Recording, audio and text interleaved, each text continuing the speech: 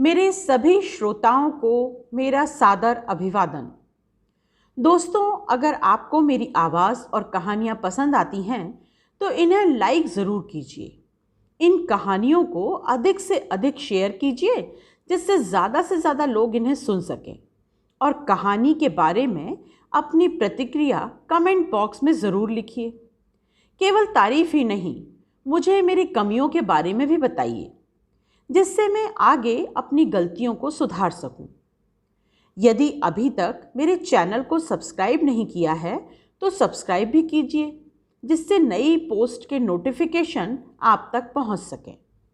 चलिए शुरू करते हैं मालती जोशी जी की आज की कहानी मोरी रंग दी चुनरिया। सफ़र की थकान इतनी थी कि बिस्तर से उठने का मन नहीं था, पर खुशी के मारे नींद नहीं आ रही थी। यह खुशखबरी किसी को सुनाने के लिए मन व्याकुल हो रहा था।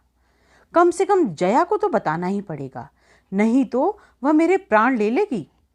वैसे भी आज की खुशी सबसे ज़्यादा हक उसका ही था।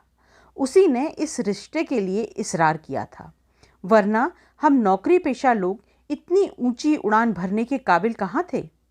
पर उसी ने बार बार कहा था, दीदी मेरा मन कहता है मृणाल की शादी यहीं होगी। तेरे मुंह में घी शक्कर। सिर्फ घी शक्कर से काम नहीं चलेगा, चंदेरी की साड़ी लूंगी। अरे बनारसी ले लेना, शादी तो होने दे।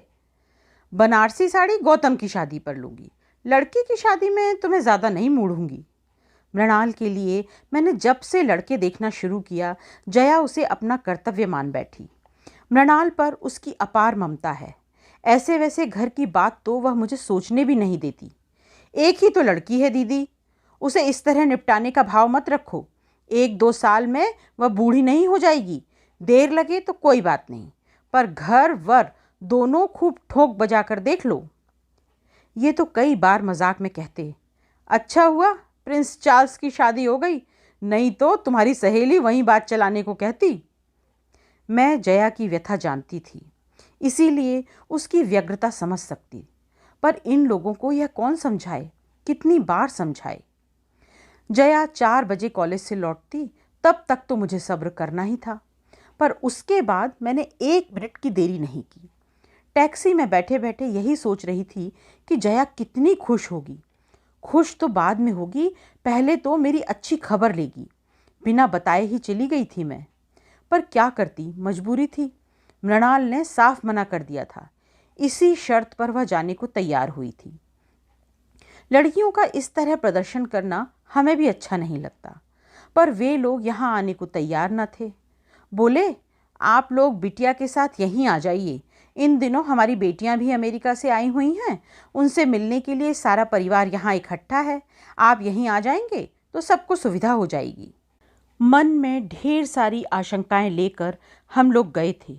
लौटते वक्त मन खुशी से सराबोर था। मृणाल सबको भा गई थी। उन लोगों ने तो वहीं शगुन भी कर दिया। कहने लगे, सगाई वगाई का चक्कर रहने दीजिए, आप तो जितनी जल्दी हो सके शादी का इंतज़ाम कीजिए। ये लड़कियां महीना 2 महीना भारत में रहेंगी, तब तक हो जाए तो अच्छा रहेगा। हम लोग किसी तैयारी से तो गए नहीं थे, जो कुछ पास था उसी से टीका कर दिया और शादी की तिथि निकलवा कर चले आए। मुश्किल से महीने भर का समय था और करने को कितना कुछ था। उन लोगों ने तो कह दिया था कि ज़्यादा टीम टाम की ज़रूरत नहीं है, हम 20-25 लोग आएंगे, सब परिवार आएंगे, किसी होटल में इंतज़ाम कर दीजिए, शाम को फेरे हो जाएंगे, सुबह हमें विदा कर दीजिए। वे लोग तो इतना कहकर मुक्त हो गए, पर हमारे सामने तो प्रश्न चिन्ह खड़ा हो गया। इतने कम समय में कैसे कुछ हो पाएगा? लड़की की शादी कोई हंसी खेल है? मैडम कहाँ रोकना है? ड्राइवर ने पूछा तो होश आया कि मैं अपने गंतव्य पर पहुंच गई हूँ। जया के घर के सामने गाड़ी रुकवा कर मैंने जल्दी से पैसे चुकाए और उतर पड़ी। जया से मिलने की कुछ इतनी बेसब्री थी कि घंटी बजाते हुए ध्यान ही नहीं रहा कि दरवाज़ा खुला है। मैंने कुछ छेपते हुए घर में प्रवेश किया। तब तक बड़ी भाभी बाहर निकल आईं। मैंने सोचा अब डांट पड़ेगी, क्या तुम्हें भी इस घर में घंटी बजाकर आना पड़ता है? पर भाभी कुछ नहीं बोली। मैंने ही क्षमा याचना करते हुए कहा, सॉरी भाभी, आपको डिस्टर्ब किया। जया कहाँ है? ऊपर अपने कमरे में।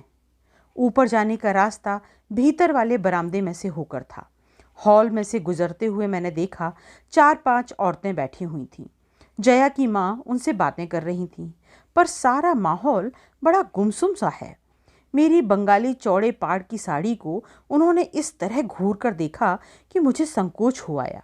अपनी कलफदार पटलियों को और लहराते पल्लू को सबकी नज़रों से बचाने में मैं इतनी व्यस्त हो गई कि जया की माँ से ठीक से नमस्ते भी न कर सकी। सीढ़ियाँ चढ़ते हुए भान हुआ कि उन्होंने भी तो मेरा कुशल क्षेम नहीं पूछा। इतने दिनों तक न आने का उलाहना भी नहीं दिया। और तब याद आया कि बड़ी भाभी ने भी तो आज बात नहीं की। नहीं तो ऐसा कभी नहीं हुआ कि दोनों भाभियों से मीठी रार तकरार किए बिना मैं ऊपर गई हूँ। जया के कमरे में एकदम सन्नाटा था। 24 घंटे चीखने वाला टेप चुप था और महारानी पलंग पर लेटी हुई आशापूर्णा देवी का कोई उपन्यास पढ़ रही थी। आहा, दीदी आई हैं। मुझे देखते ही वह पुलकित होकर बोली। मेरा मन एकदम हल्का हो गया। नीचे इतना सन्नाटा था कि बस। मैंने कहा, और माँ जी के पास 2-4 औरतें ऐसी शक्ल बनाकर बैठी हैं जैसे मातमपुरसी पर आई हों। उसने मेरा वाक्य पूरा किया। वे वाकई मातमपुरसी पर ही आई हैं। अरे, मुझे अब अपने कपड़ों पर सचमुच शर्म आ रही थी। कौन? मेरा मतलब है किसका ध्यान हो गया? अरे, हमारे श्रीमान जी गुजर गए, उसने सपाट स्वर में कहा। कौन श्रीमान जी? एक ही तो थे दीदी, मेरी कौन सी 10-20 शादियां हुई थीं, उसने कहा। उसके बात करने का लहजा कुछ ऐसा था कि सांत्वना की गुंजाइश ही नहीं थी। और फिर सांत्वना भी किस लिए? जिस व्यक्ति का अस्तित्व ही उसके लिए अर्थहीन था, उसके मरने पर शोक और संवेदना का नाटक मुझसे नहीं हो सका। पर उसके घर में तो बाकायदा मातम मनाया जा रहा है। जिस व्यक्ति से तुम्हारा कभी कोई संबंध नहीं रहा, उसका शोक तुम लोग क्यों मना रहे हो? यही तो मेरी समझ में नहीं आता। हमें तो उन लोगों ने खबर तक नहीं दी। कोई सवाल ही नहीं था। किसी तीसरे व्यक्ति ने पत्र लिखा है जो यहाँ 4-5वें रोज पहुँचा है, और बस यहाँ बाकायदा मातम शुरू हो गया। इन लोगों ने मेरी चूड़ियाँ नहीं फोड़ी, यही गनीमत है। छी, कैसी बातें करती हो, मैंने सिहर कर कहा। सच कह रही हूँ दीदी, मुझे कमरे में कैद करके रख दिया है। कॉलेज नहीं जाने देते, टीवी नहीं देखने देते, रेडियो नहीं सुनने देते, पानी भी मुझे मांग कर पीना पड़ता है। मुझे कोई घड़ा नहीं छूने देता। क्या कहती हो? सब अम्मा का पागलपन है। मेरी सास मरी थी तब भी यही नाटक हुआ था। मुझे तो सुनकर ही वितृष्णा होने लगी थी। पता नहीं जया कैसे सहन कर रही थी। अच्छा जया, चलूँगी अब, फिर कभी आऊँगी। मैंने एकदम उठने का उपक्रम किया तो उसने हाथ पकड़कर बिठा लिया। ऐसे कैसे चली जाएंगी? जो कहने आई थी वह तो कहिए पहले। वह सब कहने का अब उत्साह ही कहाँ बचा था। मैंने कहा, तुम कॉलेज नहीं आई तो बस तुमको देखने चली आई कि क्या बात है।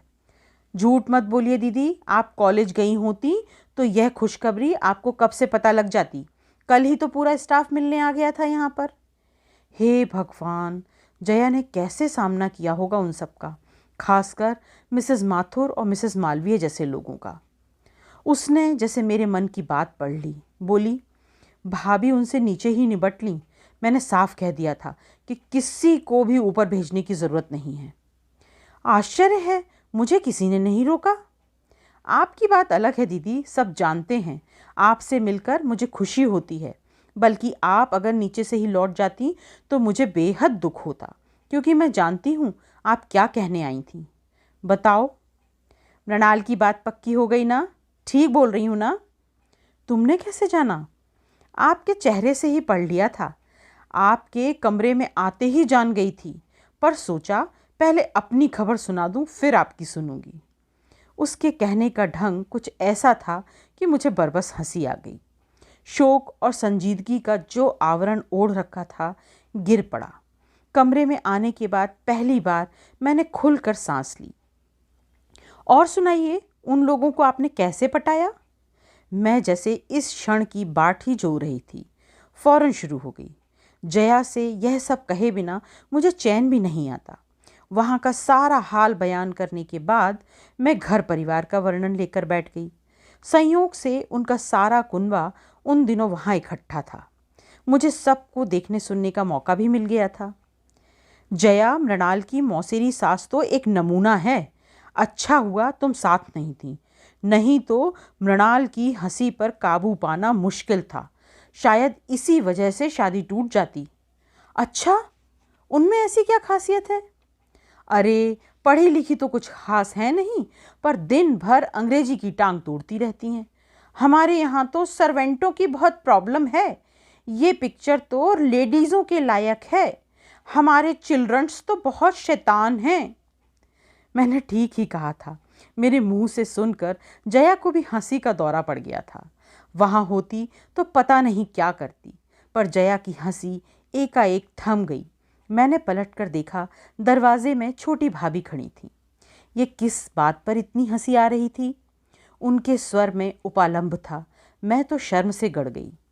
जया ने जैसे मुझे उबारते हुए कहा, भाभी, मृणाल की शादी तय हो गई है। दीदी ने लगे हाथ सगाई की रस्म भी निपटा दी है। चलो, यह तो बहुत अच्छा हुआ। भाभी ने निर्लिप्त भाव से शिष्टाचार निभाया।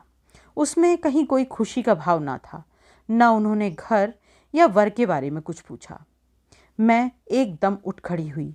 जया, अब चलूंगी, बहुत देर हो गई है। इस बार जया ने मुझे रोकने का प्रयास भी नहीं किया। भाभी पता नहीं किस काम से ऊपर आई थीं, उसे भूलकर मेरे साथ ही नीचे उतरने लगी। बीच सीढ़ियों पर बोली, दीदी एक बात कहूँ, बुरा तो नहीं मानोगी? कहिए। ऐसे शुभ कार्य की चर्चा आज इस घर में नहीं करनी थी, इससे अपशकुन होता है। चर्चा मैंने नहीं की, जया नहीं चलाई थी भाभी। उसने पूछा तो मुझे बताना पड़ा, नहीं तो शायद मैं वैसे ही लौट जाती। पर भाभी, मैं यह नहीं मानती कि इससे अपशकुन होता है।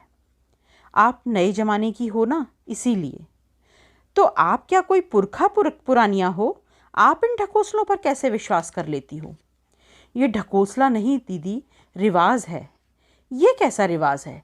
जिस आदमी का इस घर से कोई संबंध नहीं रहा, जया कभी जिसकी देहरी नहीं चढ़ी, जिसके नाम से उसने मांग नहीं भरी, मंगलसूत्र नहीं पहना, 20 साल से जिसकी शक्ल भी नहीं देखी, उसका मातम आप लोग क्यों मना रहे हो? क्यों उस पर लाद रहे हैं ये सब चीजें? मरने वाला हाड़ मास का आदमी था दीदी। दुनिया में रोज सैकड़ों हाड़ मास के आदमी मरते हैं भाभी, लेकिन सबके साथ हमने फेरे तो नहीं लिए होते। मैं हद बुद्धि होकर उन्हें देखती रह गई। उसके बाद उस घर में एक पल भी ठहरना मेरे लिए दूभर हो गया। मेरी सारी खुशी हवा हो गई। मन इतना उद्भ्रांत हो गया था कि घर लौटकर मैंने नौकर को बिना बात के डांट दिया। कमरे की बेतरतीबी पर मृणाल को इस बुरी तरह से झिड़का कि वह सिसकने लगी। खाने की मेज पर इनसे बिना वजह ही लड़ बैठी। पर सब ने मुझे माफ़ कर दिया। सब समझ गए थे कि अब मुझ पर शादी का टेंशन आ गया है और महीना भर किसी की खैर नहीं है।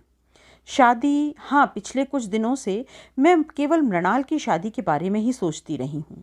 रात में सपने भी उसी के देखती रही हूँ, पर आज की रात जया के नाम थी।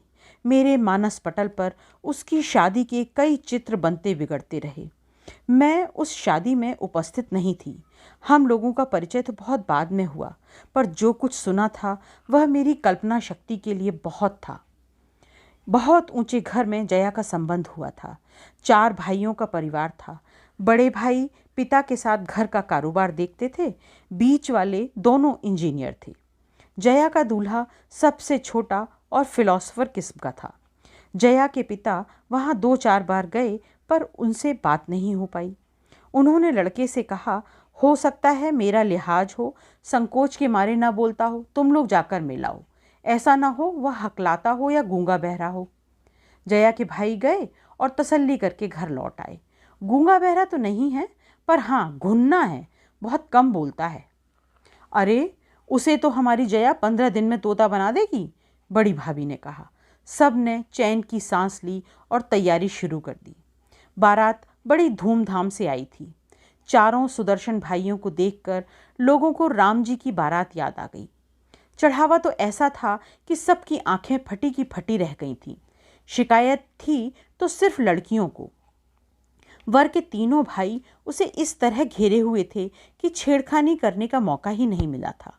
जयमाला तक तो ठीक था, पर जब बाकी रस्मों पर भी ये बॉडीगार्ड की तरह साथ लगे रहे तो ममेरी बहन ने चुटकी ली, आप लोग पांडवों की तरह फेरे भी साथ ही में पड़ोगे क्या? इस फिक्रे पर वे लोग थोड़ा झेंपे, थोड़ा पीछे हटे तो सबको राहत मिली, पर कितनी सी देर को। उसके तुरंत बाद ही तो वह अघट घट गया था। गठजोड़ी करके सप्तपदी के साथ उन लोगों ने अग्नि की परिक्रमा शुरू की ही थी कि दूल्हा गौं गौं करता हुआ गिर पड़ा। आंखें कपाल पर चढ़ गईं और मुंह से झाग निकलने लगा। किशोरी नववधु तो यह दृश्य देखते ही मूर्छित हो गई। मेहमानों में एक दो डॉक्टर भी थे। वे दौड़ कर आए, मुआयना किया और बताया, घबराने की कोई बात नहीं है, मिर्गी का दौरा है, 1-2 घंटे आराम कर लेने दीजिए, ठीक हो जाएगा। 2 घंटे तक क्या कोई चुप रह सकता था? जितने मुंह उतनी बातें होने लगीं। किसी ने कहा, बचपन से ही ऐसे फिट्स आते हैं, तभी तो कभी स्कूल नहीं भेजा, घर पर ही सारी पढ़ाई करवाई है। किसी ने कहा, हाई स्कूल तक तो सब ठीक ठाक था, उस साल फर्स्ट डिवीज़न पास हुआ था तो किसी ने टोटका करा दिया था, बस उसके बाद सब गड़बड़ हो गया। एक ने बताया कि परीक्षा में दौरा पड़ जाने से उसका बीए का रिजल्ट खराब हो गया, उसका दिमाग पर असर पड़ गया। किसी ने यहाँ तक बताया कि परीक्षा हॉल में ही दौरा पड़ जाने से उसकी प्रेमिका पर यह राज खुल गया, उसने शादी से मना कर दिया। हताशा में लड़के ने नींद की गोलियां खा लीं, मौत तो नहीं आई पर एक अभिशप्त जीवन दे गई। इस बहसबाजी का सार यही था कि लड़का नीम पागल है, उसे मिर्गी का दौरा पड़ता है, उसके पास बीए की डिग्री थी, यह उसने कैसे हासिल की यह कोई नहीं जानता था। हैरत की बात तो यह थी कि वर के परिवार वाले इस विषय में मौन साधे हुए थे। वे तो ऐसा अभिनय कर रहे थे जैसे उन्होंने मिर्गी का यह दौरा पहली बार देखा हो। जया के पिताजी ने फिर ज़्यादा सोच विचार नहीं किया, साफ कह दिया कि ऐसे झूठे और दगाबाज लोगों के घर में अपनी लाडली को नहीं भेज सकता, मैं उसे जिंदगी भर खिलाने का हौसला रखता हूँ। उसके दोनों भाई भी खम ठोक कर खड़े हो गए। बारात बिना दुल्हन के ही विदा हो गई। मैं उन लोगों को दोष नहीं देती दीदी, जया अक्सर मुझसे कहती, उन लोगों ने तो जो कुछ किया स्वार्थ के वशीभूत होकर किया। उन्होंने सोचा होगा कि शायद बहू के पुण्य प्रताप से या सेवा चाकरी से लड़का लाइन पर आ जाएगा। अगर पिताजी इतनी हठधर्मी न करते या मैं ही भावुकतावश जाने का निर्णय ले लेती तो हो सकता है स्थिति में कुछ सुधार हो जाता। सिनेमा में, उपन्यासों में ऐसा होता भी तो है, पर दीदी मुझे तो उन लोगों पर तरस आता है, गुस्सा आता है जिन्होंने इतनी बड़ी बात हमसे छिपाई। वे लोग हमारे रिश्तेदार थे, इन लोगों के पड़ोसी थे, वे सब कुछ जानते थे, पर उन्होंने हमें कुछ नहीं बताया, बल्कि यह रिश्ता भी उन्हीं लोगों ने सुझाया था। नहीं तो इतनी दूर हम क्यों जाते? दूरी के कारण ही पिताजी ठीक से अता पता नहीं कर सके। वे तो अपने बंधु बांधवों के भरोसे निश्चिंत बैठे रहे। उन्हें क्या पता था कि वे लोग इस तरह पीठ में छुरा भोंक देंगे। बंधु बांधव और करते ही क्या हैं, मैं कहती। इसीलिए तो कौरवों पांडवों की कहानी बराबर दोहराई जाती है, दुनिया में रोज महाभारत होती है। इस हादसे के साल भर तक जया घर में मुंह छिपाए बैठी रही, पर इस तरह कब तक चलता? कभी तो उस खोल से बाहर आना ही था। उसकी पूरी जिंदगी उसके सामने फैली पड़ी थी। मन को मजबूती से थाम कर उसने बीए की पढ़ाई पूरी की, फिर एमए में गोल्ड मेडल लिया और हमारे कॉलेज में लेक्चरर हो गई। मैंने और उसने एक ही दिन ज्वाइन किया था। हमारी नौकरी और दोस्ती की शुरुआत एक साथ ही हुई थी। हम दोनों की आयु में अंतर था, परिस्थितियां भी भिन्न थीं। नौकरी मेरे लिए मजबूरी नहीं थी, एक भरी पूरी गृहस्थी थी मेरी। 2 बच्चे थे, पति अच्छे ओहदे पर थे, लेकिन मैं अपनी डिग्रियों पर जंग नहीं लगने देना चाहती थी। 2 बच्चों के बाद ही मैंने विराम ले लिया था और करियर की शुरुआत की थी। लेकिन परिस्थितियों का यह अंतर हमारे बीच में बाधक नहीं बना। एक बार मन मिल जाए तो बाहरी चीज़ें गौण हो जाती हैं। हो सकता है हमारा कोई पूर्व जन्म का ही संयोग रहा हो। कितनी जल्दी हम एक दूसरे से घुल मिल गईं। मेरे बच्चे तो उसकी आंख के तारे थे। मजाल है जो कोई फरमाइश अधूरी रह जाती। मम्मी ने ज़रा कंजूसी की नहीं कि फ़ौरन जया मौसी के पास शिकायत पहुंच जाती। अपने बच्चों को डांटना भी मेरे लिए कठिन था। फ़ौरन मुझे जया की डांट खानी पड़ती।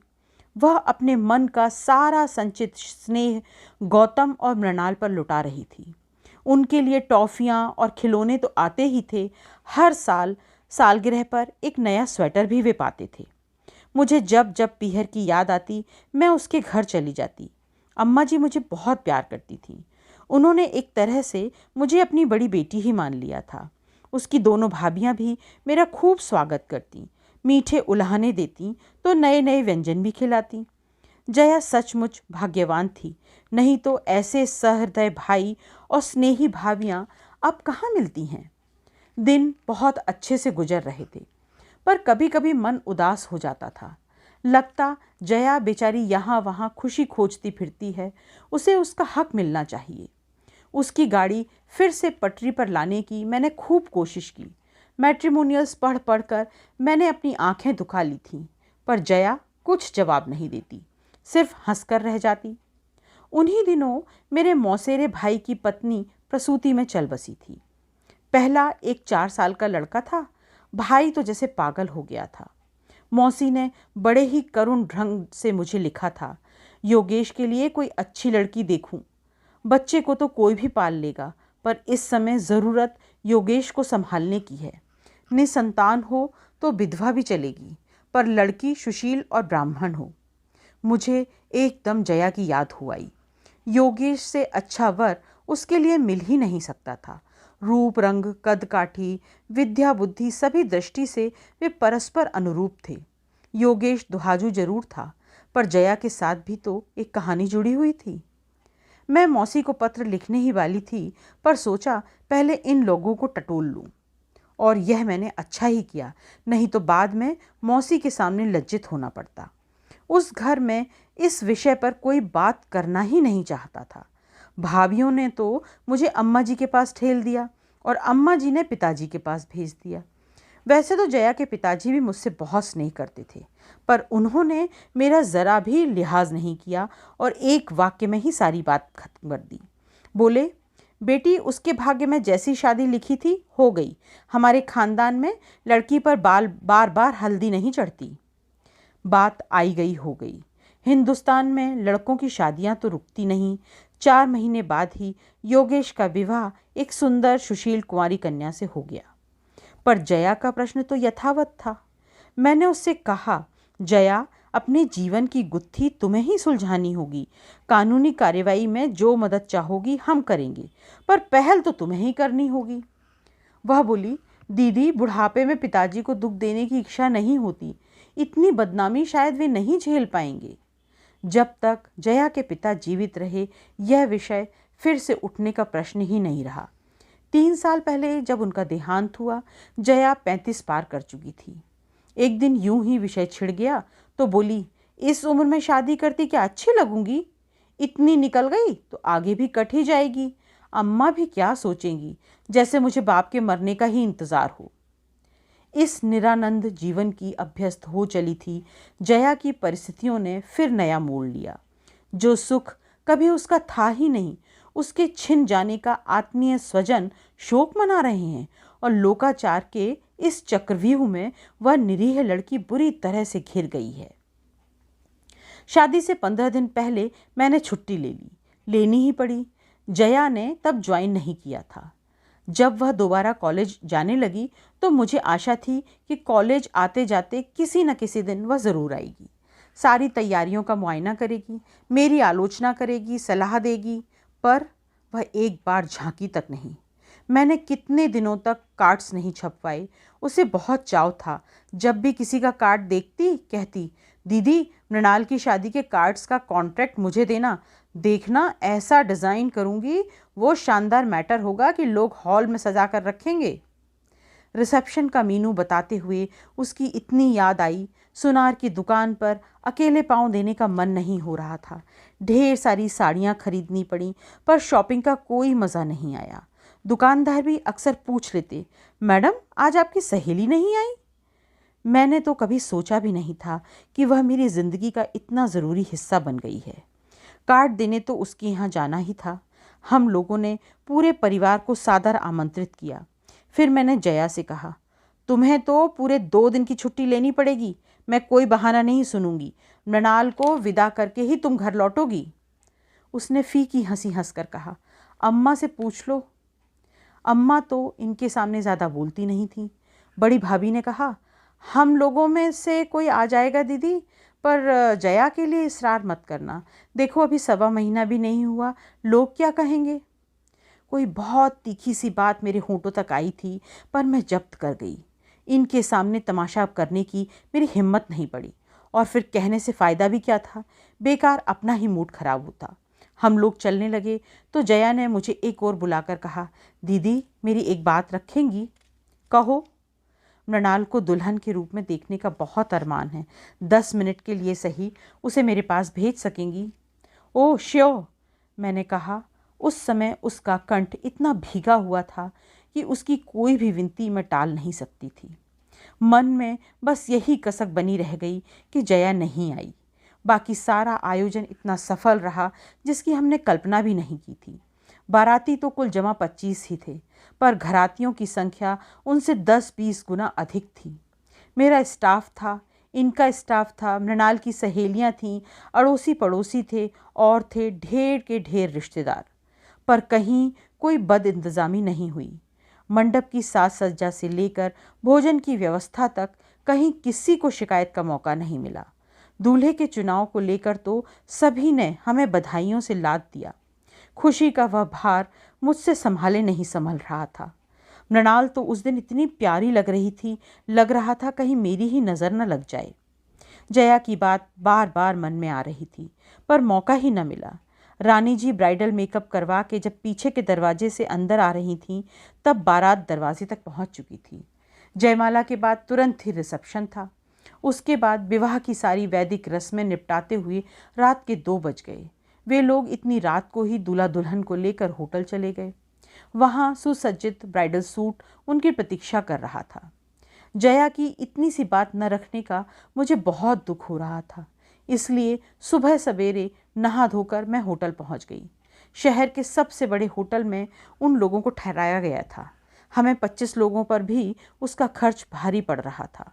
पर ये बोले, उन लोगों ने हमसे कुछ मांगा भी तो नहीं है, फिर इंतज़ाम में कंजूसी क्यों करें? मान लो 200 बाराती लेकर आ जाते तो तब तो धर्मशाला में भी हमारे परखच्चे उड़ जाते। गाड़ी से उतरते ही मैं सीधे मृणाल के कमरे में जाने वाली थी, पर संकोच हो आया। फिर इन्होंने भी टोक दिया, go through proper channel madam.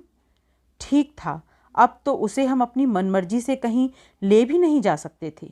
उसके सास ससुर से पूछना ज़रूरी था। सौभाग्य से वे लोग जागे हुए थे, हमें देखते ही अचकचा गए। अरे आप लोग सुबह सुबह?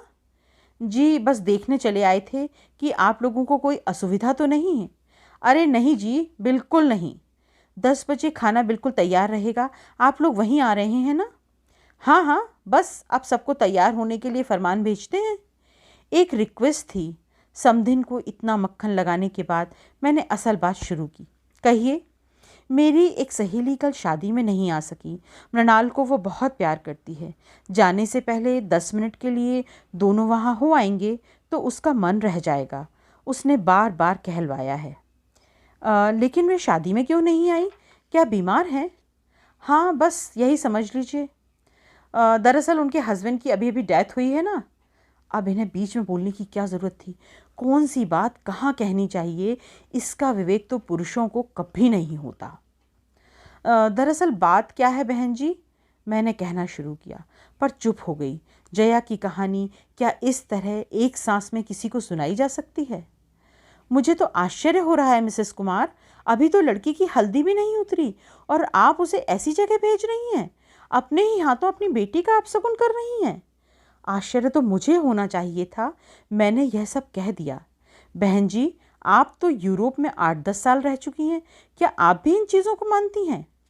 यूरोप में रहने से क्या होता है, कोई हम अंग्रेज़ थोड़े ही हैं, अपनी संस्कृति थोड़े ही छोड़ देंगे। मैं उनके कटे बालों को, रंगे होंठों को, तराशी भौं को, अनावृत बाहों को देखती रही।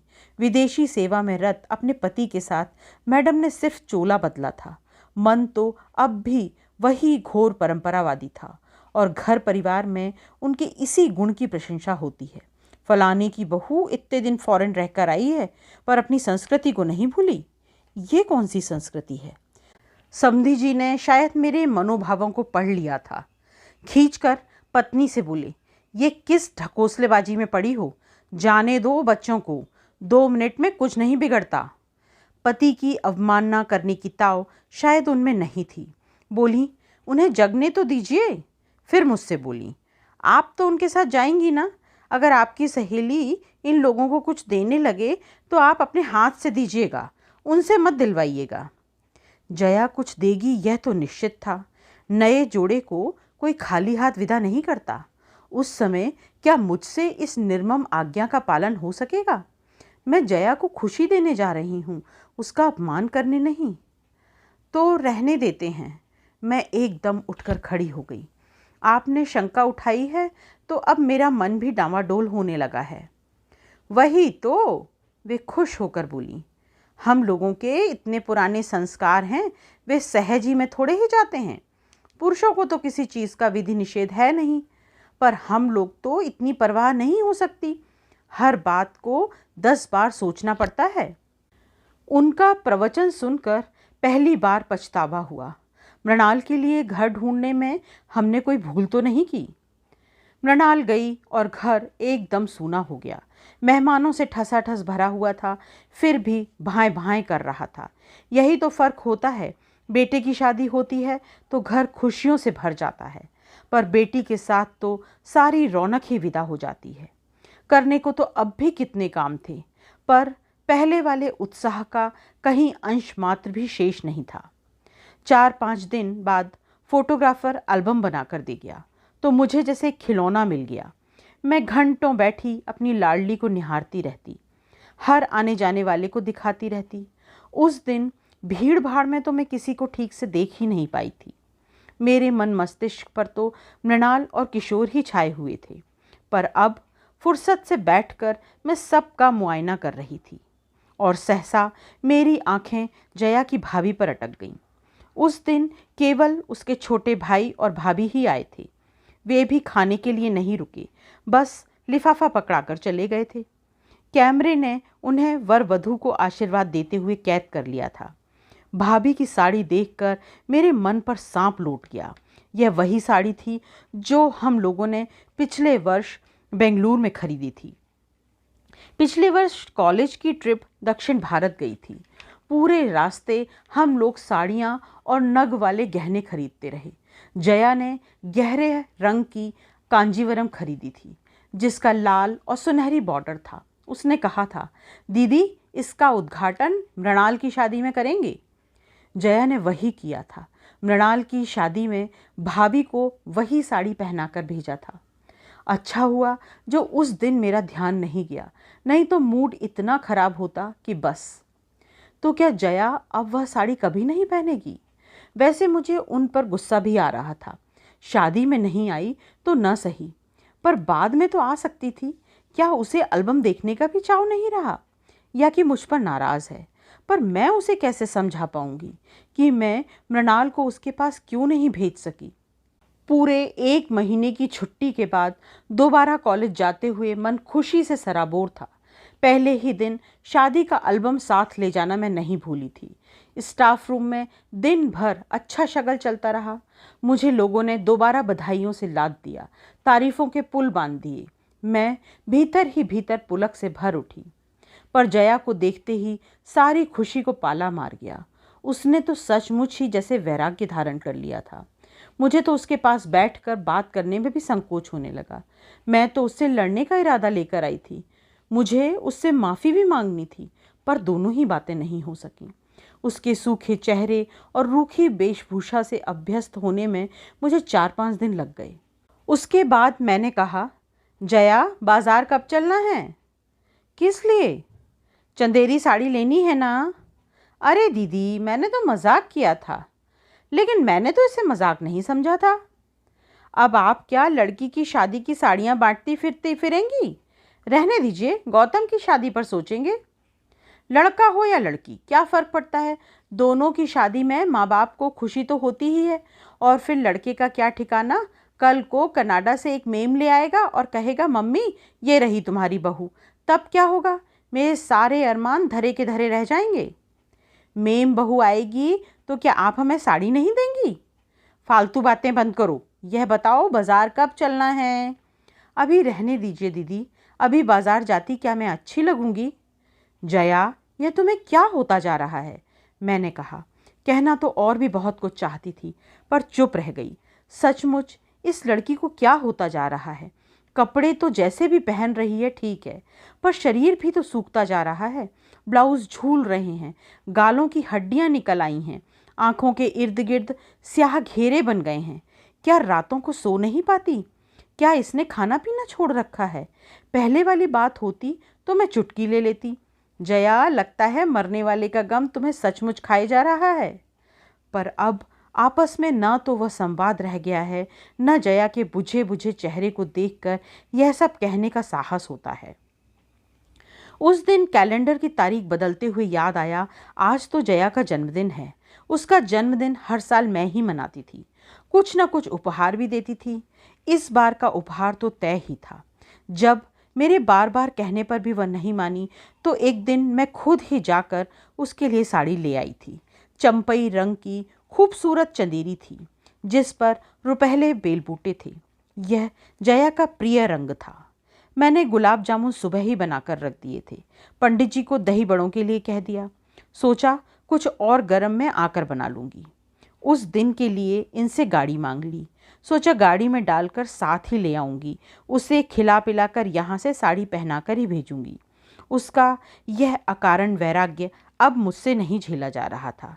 किसी को तो पहल करनी ही पड़ेगी। वह अपने आप तो इस तथाकथित शौक से उबर नहीं पाएगी। पर कॉलेज जाते ही मुझे निराश होना पड़ा। उस दिन फिर उसकी छुट्टी की एप्लीकेशन आई हुई थी। मेरी सारी व्यूह रचना व्यर्थ होकर रह गई। क्या करती है यह लड़की? हर 2 दिन बाद गायब हो जाती है। स्टाफ रूम में मैंने अपनी झल्लाट उतारते हुए कहा, इसे नौकरी वोकरी करनी है कि नहीं? आपको नौकरी की पड़ी है मिसेस कुमार, वहाँ लाखों के वारे न्यारे हो रहे हैं। मिसेस माथुर का यह फिक्रा इतना अप्रत्याशित था कि मैं जड़ होकर रह गई। विश्वास ना हो तो मिसेस गुप्ता से पूछ लो। मैंने मिसेस गुप्ता की ओर देखा तो वह बुरी तरह झेप गई। बेचारी गऊ महिला हैं, किसी के पचड़े में नहीं पड़ती। पता नहीं मिसेस माथुर ने उन्हें कैसे लपेट लिया। बताइए ना मिसेस गुप्ता, आप इतना डरती क्यों हैं? कोई आपने चोरी की है? मिसेस माथुर ने उन्हें उकसाया तो वे बड़े दयनीय स्वर में बोली, भाई हमें तो ठीक से मालूम नहीं, हमने तो सुना भर है। वही तो पूछ रहे हैं, क्या सुना है? हमारे सामने अस्थाना साहब एडवोकेट है ना, वो बता रहे थे इन लोगों ने दावा किया है। कैसा दावा? यही प्रॉपर्टी का। हस्बैंड की प्रॉपर्टी के लिए मिस वाजपेयी ने दावा किया है। अपने आप को मिस कहती है और हस्बैंड की प्रॉपर्टी में हिस्सा मांगती है। ये मिसेस मालवीय थी। इम्पॉसिबल। बड़ी देर बाद मेरे मुंह से निकला, जया कभी इतनी नीच हरकत नहीं कर सकती। मिसेस कुमार, मिसेस माथुर बोली, आपने बच्ची की शादी ज़रूर कर दी है, पर दुनियादारी के मामले में आप स्वयं अभी बच्ची हैं। आप नहीं जानती कि पैसे का मोह आदमी से क्या क्या करवा लेता है। प्रॉपर्टी के चक्कर में अच्छे अच्छों की नकाब उतर जाती है। लेकिन जया पैसे की भूखी नहीं है। वह खुद 2,500 रुपये महीना कमा रही है और 1,000 और लाख में फ़र्क होता है मिसेस कुमार। पर मैं कहती हूँ इसमें इतनी हाय तौबा मचाने की क्या ज़रूरत है? मिसेस रायजादा बोली। अगर वह उस शख्स के नाम पर 20 बरस तक धूनी रमाकर बैठी है तो उसका प्रॉपर्टी पर पूरा हक तो बनता है। वह अपने जायज़ हक के लिए लड़ रही है। बात जायज़ या नाजायज़ हक की नहीं है मिस रायजादा, मैंने संजीदा होकर कहा। प्रश्न तो यह है कि जिस बंधन को मन ने कभी स्वीकार ही नहीं किया, उसके मन ज़रूर स्वीकार करता। मिसेस माथुर बोली, अगर मन ये पहले से जानता कि आसामी 5 लाख का है तो वह सारे बंधन स्वीकार कर लेता। 5 लाख? जी हाँ, जया के ससुर अपने इस बेटे के नाम 5 लाख फिक्स्ड में छोड़ गए हैं। व्यवस्था यह थी कि इस रकम का ब्याज उन लोगों को मिलता रहेगा जो इसकी देखभाल करेंगे। अब तक ऐसा ही होता रहा। तीनों भाई बारी बारी से उसे संभालते रहे, लेकिन उसकी मृत्यु ने अब प्रश्न चिन्ह खड़ा कर दिया। इतनी बड़ी रकम का वारिस कौन होगा? वैसे लीगल राइट तो जया का ही बनता है, मिस रायजादा ने कहा। अरे, वे लोग आपस में फैसला करेंगे, पर इसे एक कौड़ी भी नहीं देंगे, देख लेना। सुना है इन लोगों ने नोटिस भेजा है। उससे क्या फर्क पड़ता है? मुझे तो उस आदमी की मृत्यु भी स्वाभाविक नहीं लगती। स्टाफ रूम में फिर मृत्यु के कारणों की चर्चा चल पड़ी। कई तर्क कुतर्क उछाले गए, पर मेरा मन उस बातचीत से बहुत दूर चला गया था। उस पर विश्वास करना कठिन हो रहा था, पर इतने सारे लोग झूठ तो नहीं बोल सकते। उस शाम मैं अपने को ठेल ठाल कर उसके घर ले गई। वहां जाने की अब पहले किसी ललक मुझ में नहीं रही थी। उन लोगों का स्वागत भी अपेक्षाकृत ठंडा था। मुझे लगा कि यह संबंध अब बहुत दिनों तक ढोया नहीं जा सकेगा। जया हस्व मामूल अपने कमरे में थी। साड़ी का पैकेट उसकी गोद में रखते हुए मैंने कहा, जन्मदिन की एक तुच्छ भेंट स्वीकार कीजिए। ओह दीदी, उसने कहा और उसकी आंखें छलछला आईं। यहाँ घर पर तो सब लोग इतने व्यस्त हैं कि किसी को ऐसी छोटी सी बात का होश ही नहीं है। पर मैं जानती थी आप नहीं भूलेंगी, इसीलिए कॉलेज नहीं आई। बहुत मेहरबानी। आप ये सब क्यों लाई हैं? आपका तो आशीर्वाद ही मेरे लिए बहुत है। आपके इस स्नेह ऋण से तो मैं कभी उबर ही नहीं पाऊंगी। धन्यवाद। प्रस्ताव पढ़ चुकी, अब ज़रा खोल कर भी देख लो। उसने कांपते हाथों से पैकेट खोला और विस्मय विमुग्ध होकर देखती ही रह गई। कुछ देर तक तो साड़ी को गोद में रखकर उसकी मुलायम सतह पर हाथ फेरती रही, फिर उसे गालों से लगाकर उसकी रेशमी छुअन को अपने भीतर समेटती रही। मैं मंत्रमुग्ध सी उसे देख रही थी। लग रहा था जैसे वह बरसों बाद किसी अपने से मिली हो। कुछ देर तक वह अपने कमरे में मेरी उपस्थिति को ही भूल गई थी। सुनो जया, कल तुम यह साड़ी पहनकर कॉलेज आओगी। कोई बहाना नहीं चलेगा। तुम्हारा वैराग्य पर्व अब समाप्त करना ही पड़ेगा। वह कुछ देर मुझे देखती रही और फिर एकदम से बिलख पड़ी। दीदी, मरने वाला अपने साथ मेरे पहनने ओढ़ने का सुख भी ले गया। अब ये साड़ी मेरे किसी काम की नहीं है। और वह भरभरा कर रो पड़ी। पति की मृत्यु के 2.5 महीने बाद जया का बांध टूटा था। मुझे समझ नहीं आ रहा था कि उसे सांत्वना कैसे दूं, क्योंकि मैं नहीं जानती थी कि उसके दुख की जाति क्या है। मैं सिर्फ उसकी पीठ पर, बालों पर हाथ फेरती रही। मैं उसे चुप कराने का प्रयास भी नहीं किया। इतने दिनों से संचित आवेग का बह जाना ही ठीक था। बहुत देर तक रो लेने के बाद वह कुछ हल्की हो आई। बड़े ही तरल स्वर में उसने कहा, अगर मुझे कुछ देना ही चाहती हैं दीदी, तो एक सफ़ेद चिकन की साड़ी ला दीजिए। खुद जाकर खरीदने का साहस मुझ में नहीं है। तो तुम अब सफ़ेद साड़ी भी पहनोगी? हाँ दीदी, बिल्कुल टिनोपाल वाइट साड़ी। उसे पहनकर औरत देवी लगती है। उसे देखकर दया भी उपजती है और श्रद्धा भी। मैंने ध्यान से सुना। उसकी बातों में वह पुरानी जया फिर से झांकने लगी थी। शायद जी भरकर रो लेने से मन पर पड़ी उदासी की परत धुल गई थी। फिर भी उसी मूड में उत्तर दिया, खबरदार, जो कॉलेज में सफ़ेद साड़ी पहनकर आई, मैं गेट के भीतर कदम नहीं रखने दूंगी। कॉलेज की नहीं दीदी, मैं तो कोर्ट की बात कर रही हूँ। वहाँ तो सफ़ेद साड़ी पहनकर ही जाना पड़ेगा ना। अगर असहाय निराश्रित विधवा का रूप नहीं धरूंगी तो जज साहब पसीजेंगे कैसे? कितनी आसानी से, बेतकल्लुफ़ी से वह इतनी बड़ी बात कह गई थी। उसके माथे पर शिकन तक नहीं आई। मुझे वितृष्णा सी होने लगी। क्षण भर पहले ममता से उमकता मेरा मन काठ हो आया। तो मैंने जो सुना है वह सब सच था क्या? इसीलिए यह नाटक हो रहा था? नहीं दीदी, अब तक जो हुआ वह लोकाचार था। नाटक तो मैं अब करूंगी, आप देखती जाइए। Jaya, how can you? गुस्से के मारे मेरे मुंह से शब्द भी नहीं निकल रहे थे। आप यही कहना चाहती हैं ना कि जिसके सुख दुख में मैंने कभी हिस्सा नहीं बटाया, उसकी संपत्ति में हिस्सा क्यों मांग रही हूँ? जिसका नाम कभी मैंने अपने नाम के साथ नहीं जुड़ने दिया, उसके वारिसों को लिस्ट में नाम क्यों लिखा रही हूँ? आप यही कहना चाहती हैं ना? हाँ, मैं यही कहना चाहती हूँ। मैं यही पूछना चाहती हूँ कि ज़रा से रुपयों के लिए तुम अपने आत्मसम्मान को ताक पर क्यों रख रही हो? क्या आप सोचती हैं मैं यह सब अपनी मर्ज़ी से कर रही हूँ? तो किसकी मर्ज़ी से कर रही हो? और मर्ज़ी किसी की भी हो, क्या फ़र्क पड़ता है? करने वाली तो तुम हो ना? मजबूरी है दीदी, कभी कभी मनुष्य को ऐसे भी काम करने पड़ते हैं जिसके लिए मन गवाही नहीं देता। ऐसी कौन सी मजबूरी है? मजबूरी यह है कि इस मन से परे भी एक दुनिया है जिसमें माँ है, भाई भतीजे हैं, भाभियाँ हैं। वे लोग क्या कहते हैं? कहते हैं कि समय के साथ चलना सीखो। अम्मा कहती हैं कि तुम्हें भाइयों के पास ही रहना है तो उनकी होकर रहो, उनके मन की करो। और भाई कहते हैं, दीदी कितना आदर्श परिवार था हमारा, लोग घर की बहू बेटियों के सामने हमारे घर की मिसाल रखते थे। कितने उतार चढ़ाव आए होंगे, पर हमारे यहाँ कभी चकचक नहीं हुई। सास बहू, ननंद भौजाई, देवरानी जेठानी, इनके बीच कभी तकरार नहीं हुई। बहुत अमीर तो हम कभी नहीं थे, पर दाल रोटी आराम से चल जाती थी और सब उसमें खुश भी थे। पर इधर कुछ दिनों से असंतोष का लावा सा फूट पड़ा था। पता नहीं कितनी अतृप्त इच्छाएं एकदम सिर उठाकर खड़ी हो गई थीं। बड़ी भाभी दिन रात बिसूरती रहती कि पैसों के अभाव में महिमा की शादी अच्छी जगह नहीं हो सकी। अब कम से कम अणिमा के लिए तो अच्छा घर वर जुट जाता। छोटी भाभी कहती हैं कि इंजीनियरिंग में एडमिशन नहीं हुआ तो मयूर शायद आत्महत्या कर लेगा। पर भैया के पास कैपिटेशन फ़ी के पैसे कहाँ हैं?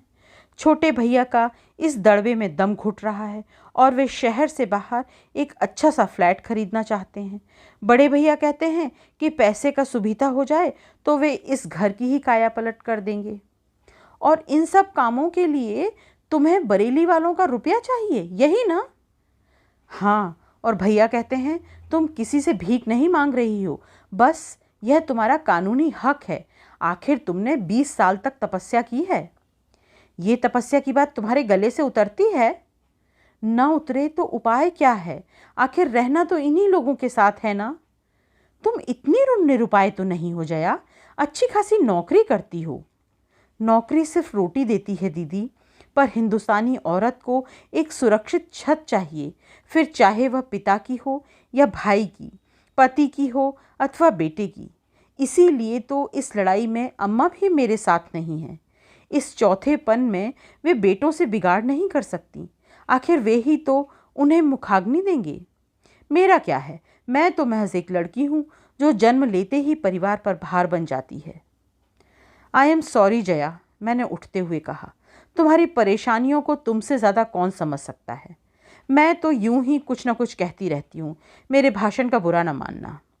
वह मुझे छोड़ने नीचे तक आई, पर हम दोनों में फिर कोई बात नहीं हुई। बैठक से गुजरते हुए देखा घर के लगभग सभी सदस्य वहाँ उपस्थित हैं और गर्मा गर्म बहस चल रही है। जया, जरा इन लोगों की हिमाकत तो देखो, बड़े भैया ने एक कागज़ नचाते हुए कहा। क्या हुआ? अरे वे लोग तो तुम्हारी शादी को ही चैलेंज कर रहे हैं। लिखते हैं कि हिंदू विवाह नियम के अनुसार फेरों के बाद ही विवाह पूर्ण रूप से संपन्न होता है। जयमाला कोई वैदिक विधान नहीं है, यह तो मात्र एक परंपरा है। मैं 10 गवाह खड़े कर दूंगा कि फेरे हुए थे, छोटे भैया ने जोश में कहा। तो क्या वे लोग 100 गवाह नहीं ला सकते? आखिर 5 लाख का मामला है। जया की इस व्यंग्योक्ति पर छोटे भैया चकित होकर उसे देखते रह गए। तुम्हारी सास के मरने पर अपने यहाँ चिट्ठी आई थी? पिताजी की पुरानी फाइलों में वह अब भी मिल जाएगी, हम उसे कोर्ट में दिखा सकते हैं। अगर हमारा कोई संबंध नहीं था तो हमें सूचना क्यों भेजी गई थी? बड़े भैया की दलील बड़ी जोरदार थी, पर जया के पास भी नहले पर दहला था। अगर वे सचमुच मेरी सास थीं तो मैं उस समय बरेली गई क्यों नहीं? सास के बाद मेरे ससुर भी शांत हुए थे, उनकी खबर क्यों नहीं आई?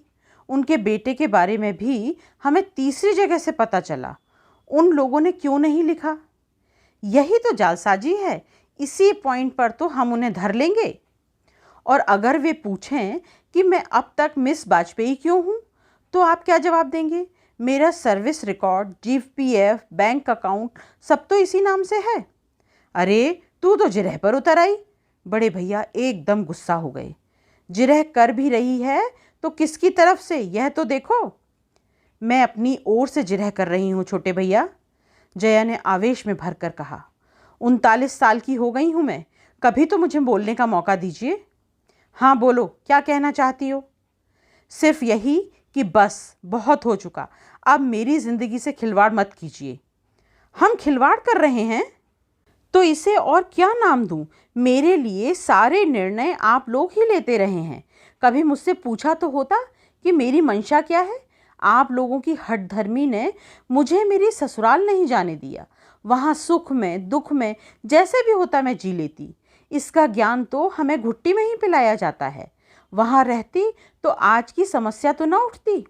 उस समय आप लोगों ने यह नहीं सोचा कि इतनी पहाड़ सी जिंदगी मैं कैसे काटूंगी। बाबूजी की जिद ने मुझे दूसरी शादी नहीं करने दी, नहीं तो आज मैं कहीं अपनी छोटी सी गृहस्थी लेकर चैन से जी रही होती। अब आप फिर मेरा तमाशा बनाने पर तुले हुए हैं। अब आप सबूत जुटाएंगे और कोर्ट दर कोर्ट साबित करते फिरेंगे कि मैं सचमुच मरने वाले की ब्याहता पत्नी हूँ। जिस गति से इस देश में दीवानी मुकदमे चलते हैं उससे जाहिर है इसमें सालों लग जाएंगे। तब तक मेरा वजूद क्या होगा बताइए तो? मैं कुंवारी हूँ या विवाहिता, विधवा हूँ या परित्यक्ता? सबको जैसे काठ मार गया। कमरे में इतने लोग थे पर जया के स्वर की धार ने सबको गूंगा कर दिया था। बड़े भैया, उसने अश्रु विगलित कंठ से कहा, मैं आपके पांव पड़ती हूँ। आप चाहें तो मेरी सारी पेंशन, जीपीएफ, सीपीएफ अपने नाम लिखवा लीजिए, पर मुझसे ऐसा कोई काम ना करवाइए कि मैं अपनी ही नज़रों में गिर जाऊँ। मुझ पर इतनी मेहरबानी तो ज़रूर कर दीजिए। चलिए दीदी, उसने मेरा हाथ पकड़कर कहा। तब मुझे होश आया और शर्म भी। उस पारिवारिक ड्रामे की मूक दर्शक बनी मैं अब तक वहीं खड़ी थी। सॉरी जया, मैंने बाहर निकलते हुए कहा। मुझे बहुत पहले चले जाना चाहिए था। भाभी लोग पता नहीं क्या सोच रही होंगी। मुझे मालूम है वे क्या सोच रही हैं और उनका सोचना बिल्कुल ठीक है। आज आप साथ थीं इसीलिए मैं इतना खुलकर बोल सकी, नहीं तो शायद फिर से ओट सी लेती और अपने में ही घुलती रहती। और फिर एकाएक तरल स्वर में बोली, दीदी अगर कभी ज़रूरत पड़ी तो आप पर भरोसा कर सकती हूँ ना? निराश तो नहीं करेंगी? जया, मैंने उसका कंधा छूकर कहा, मेरे दरवाजे तुम्हारे लिए कभी बंद नहीं थे। तुम ही उधर का रास्ता भूल गई थी। रास्ता भूल गई थी, आपको नहीं भूल सकती। आपसे बढ़कर मेरा अपना है ही कौन? आप ही ने तो मेरे जीवन में दोबारा रंग भरने की कोशिश की है।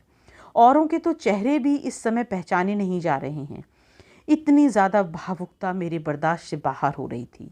मैंने तुरंत हाथ दिखाकर एक रिक्शा रोक लिया और उसमें बैठते हुए सहज ढंग से पूछ लिया, तो फिर कल कॉलेज आ रही हो ना? बिल्कुल आ रही हूँ, और आपकी दी हुई साड़ी पहनकर आ रही हूँ। जनता से कहिए ज़रा होशियार रहे, उसने अपने बेलोस अंदाज में कहा। मेरी शाम सार्थक हो गई थी। दोस्तों, ये कहानी बस इतनी सी। ये कहानी आपको कैसी लगी मुझे ज़रूर बताइएगा। कमेंट बॉक्स में आपकी प्रतिक्रियाओं का इंतज़ार रहेगा। अगली कहानी के साथ फिर मिलेंगे। नमस्कार।